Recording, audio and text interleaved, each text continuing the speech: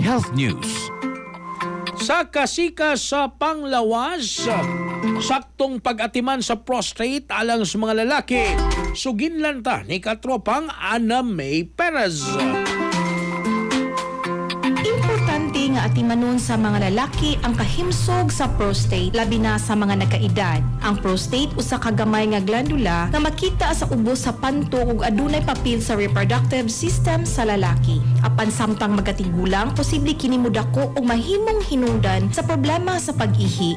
Lakip sa mga timailhan sa problema sa prostate, ang sigig pangihi, ilabi na sa panahon sa gabii, kalisod sa pag-ihi ug hinay nga agas sa ihi. Gipahinumduman sa mga eksperto sa panglawas, ang mga lalaki nga magpabiling aktibo, mukaon og masustansyang pagkaon, likayan ang sobra nga alcohol o magpa-check up kung adunay mabantayan nga kausaban sa pag-ihi.